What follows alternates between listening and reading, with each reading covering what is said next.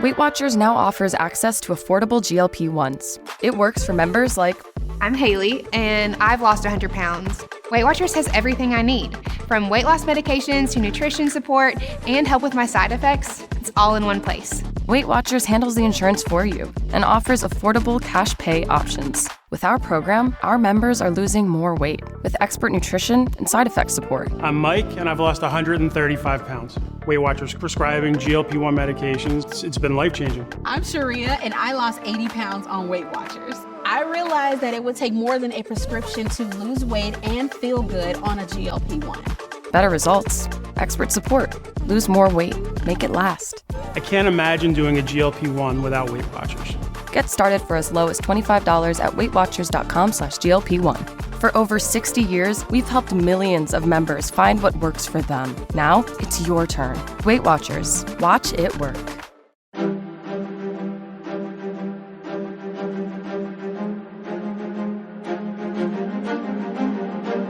Hello, and thank you for listening to The History of World War II podcast, episode 606, Patton's Second End Run. Last time, with the Americans having trouble at San Fratello, General Patton ordered an amphibious end run to trap the 29th Panzer Grenadier Division. The end run was far from perfectly executed, but the GIs and their commander, Lieutenant Colonel Bernard, adjusted accordingly.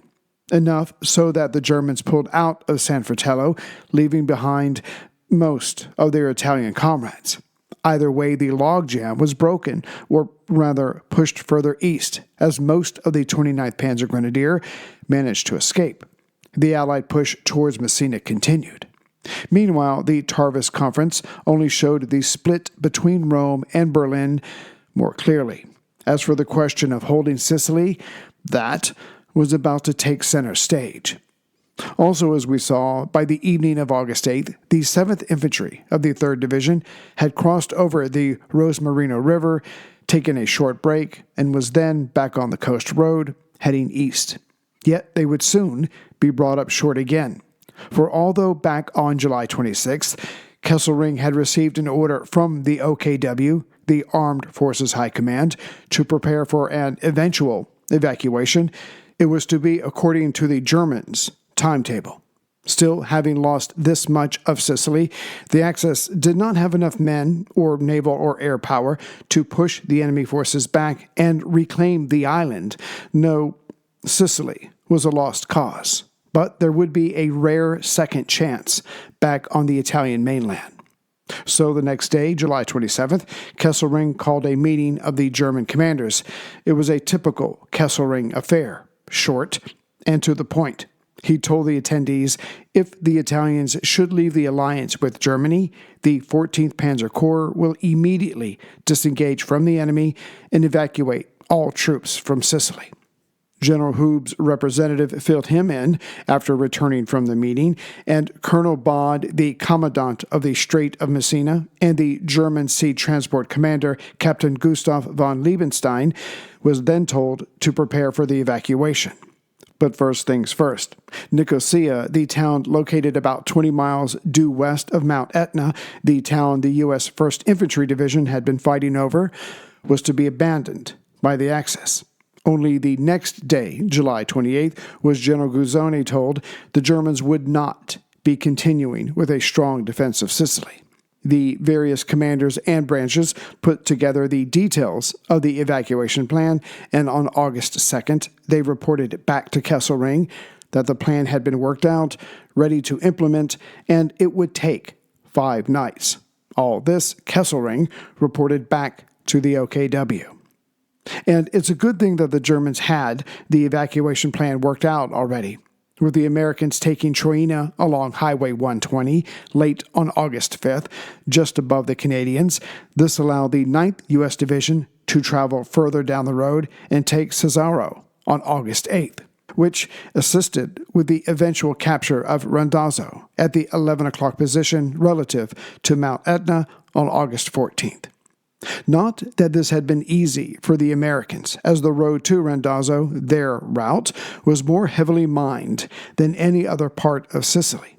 This, combined with the metallic content in the soil, meant that the GIs had to probe their way forward, as their mine detectors were all but useless.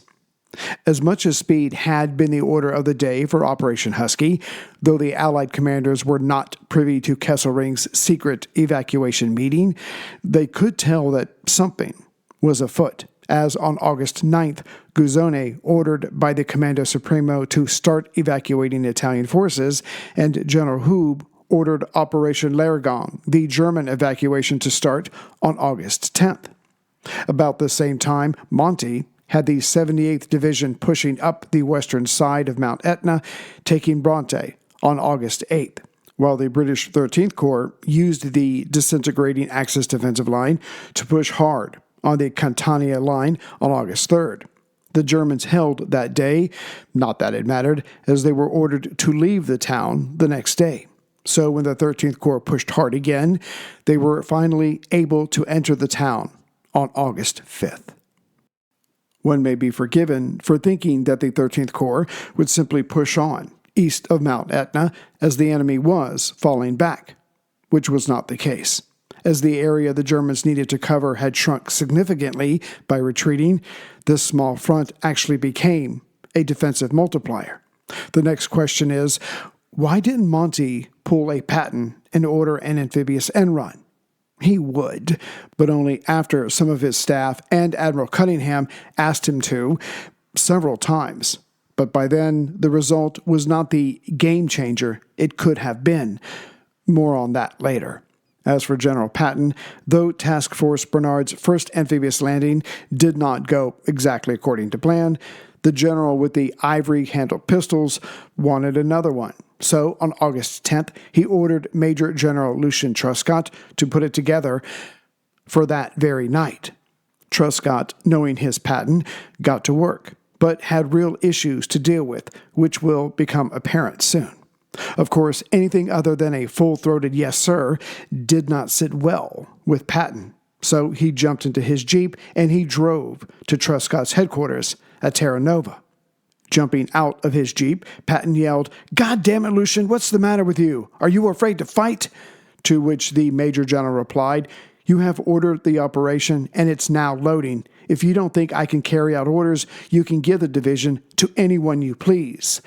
The point that Truscott was trying to make, that Patton did not want to hear, can one say shades of Churchill, was that where exactly were they going to land? Cut off the Germans? Yes, of course, but as the Jeep, trucks, and tanks of the task force had to then get to the highway, a route was needed, which was what aerial reconnaissance was currently working on. This time, Patton wanted the men of Lieutenant Colonel Bernard to land near Brolo, just on the far side of Cape Orlando, itself about 12 kilometers or 7.5 miles northeast of Sant' Agata. This would put them securely behind the closest German line if they landed in the correct place this time. Meanwhile, Truscott's other 2 battalions of the 30th Infantry Regiment kept moving along the coast road, which allowed the 7th, which had been going along the coast road, to swing more inland, trying out another shortcut tactic. Back to Bernard, as Patton had been yelling and cursing on that August 10th, the task force was ashore, you can best bet, by 2:43 a.m., August 11th. Fortunately, as before, there was no immediate opposition. By 4 a.m., the entire force was ashore, which was where the good news stopped. Aerial photos were used to pick this drop point, not so much looking out for what came next. As the men and the vehicles moved off the beach, they soon realized there were no exits from the beach, not for the vehicles anyways. While parties were sent out to find a way for the machines to get to the highway, others walked to the coast road to carry out reconnaissance. Eventually, a way for the vehicles was found. All they had to do was drive through a lemon grove, the trees becoming damaged by the trucks and vice versa, then maneuver their way over several ditches in the lemon grove to feed the trees, then go to either side of the grove to drive under a bridge, and lastly, drive up a steep embankment, which most of them could not do. Meanwhile, GIs reaching the highway by 3:45 a.m., again August 11th, were watching as an enemy truck went by. They allowed this to go by unmolested as stealth was still serving them. But as their vehicles were coming closer to the road, a German motorcyclist went by. He would surely see something and say something, thus he was shot off the back of his bike. Next came a car, which also had to be taken out, so a bazooka was selected for this task. Between the sound, flash, and resulting explosion, the Germans in the area had to know by now something was afoot. As the ground here was anything but level, several German machine gun nests nearby started firing down on the GIs. So a few of them were dispatched to climb up the slope using the roots of small bushes as handholds, and eventually they silenced the nearest enemy guns. With this immediate threat out of the way, by 5:30 a.m., the GIs had mounted Mont Creole with its dominating view of Brolo. But then came a glaring problem. The Germans had not left the area just because the GIs were there, and though they could not climb Mount Creole themselves because they would be fired on, no other Allied troops could reach them either. Some American units back with the artillery in the Lemon Grove had tried to send them messages or send them supplies, but all of these men, about 15 in all, were killed before reaching the height.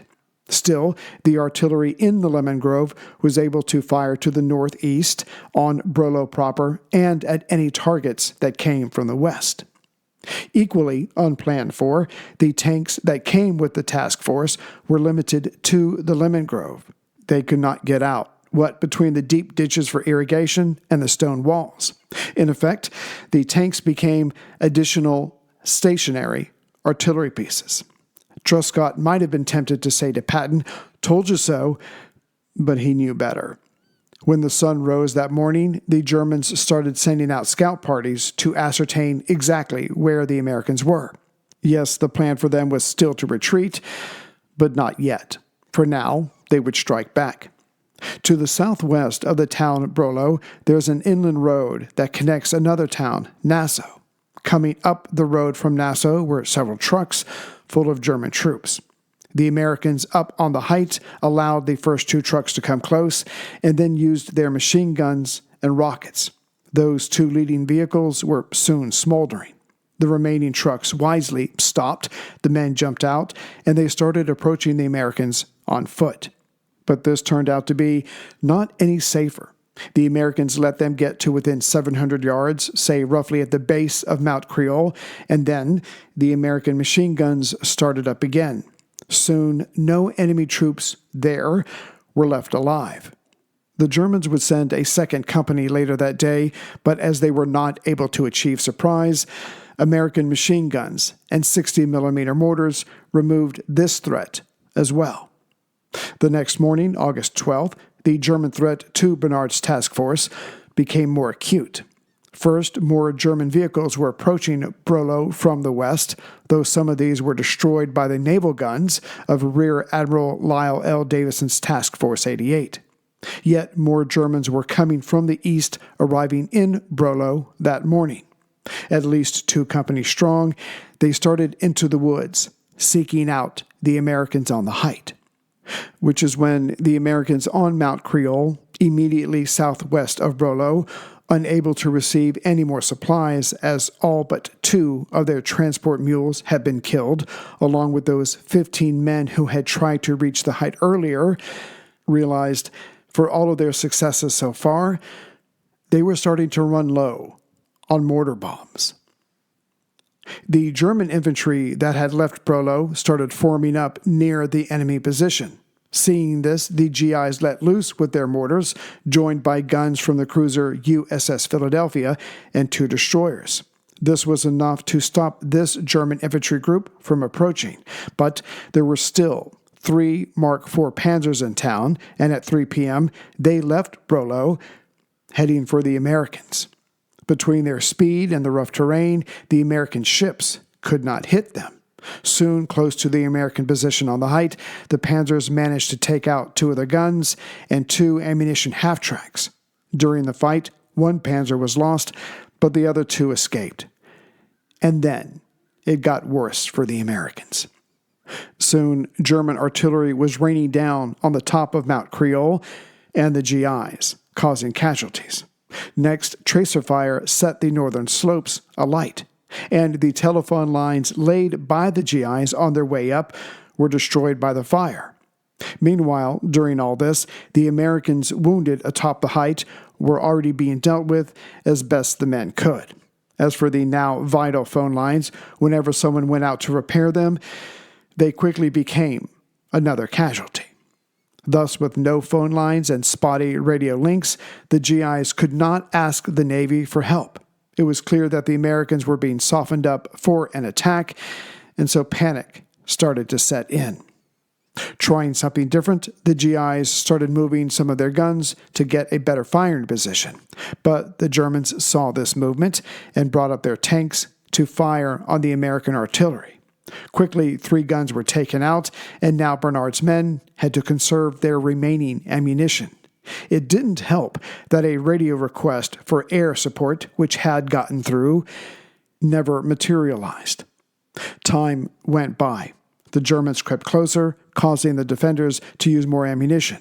They were soon down to their last 5 shells, which is when the requested airstrike came. But instead of hitting the Germans, forcing them back, the attack came right at their comrades on the ground. As the planes flew away, 4 more American guns were destroyed, and the command post had been hit. By now, the Germans were close enough to attack those on the top directly. Their 2 ammunition half-trucks were hit, exploded, adding to the chaos. The men were ordered into the hills to establish a new defensive perimeter. To give themselves the best chance of getting away unnoticed, they fired off the last of their mortar bombs. Just as the GIs scrambled away, their naval comrades started firing on the Germans. But then the warships had their own issues when 8 Focke-Wulf 190s attacked them. This engagement went on for about 30 minutes, and though 7 of the 8 German planes were shot down, this was 30 minutes. The infantry had no support. The Americans were hemmed in, and as communications remained haphazard, it didn't look good. But then, in a rather cinematic moment, one of the infantrymen's radio crackled into life. The garbled message said that the 7th Infantry, which had gone more inland trying to take a straight route to Messina, thus leaving the coast road, was on its way to their position. They were now past Nassau and just over a mile away. Now knowing that their turmoil would end, the GIs became obsessed with simply staving off the enemy long enough for help to arrive, which they did. At 6 a.m., the 130th came into view, which seemed to be enough to keep the Germans away. But not until 8:30, being cautious, the 1st Battalion reached the surviving and wounded Americans of Task Force Bernard. Not staying too long, just dropping off supplies, mostly medicine and water, and making sure the Germans were away, the 1st Battalion moved on, chasing the Germans now, who had just lost about 100 men of their own, with another 12 captured. As for Task Force Bernard, they had suffered 4 officers lost, 37 men killed, with 3 officers and 75 men wounded, and another 55 were missing, assumed captured. Truth be told, this landing had forced the Germans to leave the Cape Orlando area just west of Brolo 1 day earlier than they had planned to, and they were still as yet not trapped. So there was more fighting to do, and Lieutenant Colonel Bernard could only guess if he and his would be called on again. Greetings, everyone, from Central Virginia. So, spoiler, there would be a 3rd patent-ordered amphibious run by Bernard and his men, obviously replacements as he's lost some of their wounded. And later on, we'll explore why Monty didn't do the same on his end, but that's for later. Anyways, so I would like to thank, let's see here, my latest member, Thomas John McCowan in Spain. I don't think there were any donations this week. Anyway, so thank you very much, Thomas. It's greatly appreciated. And I spoke to the gentleman of the Warrior Next Door podcast, and we actually have two things planned for you. One is just a regular show with them coming on. And the second one, that's going to be a surprise. But as soon as I have the details, I will get that to you, and I think you're going to like it very much. So anyways, I'll see you again next week with the next episode, and we'll be wrapping up Sicily. Take care, everyone.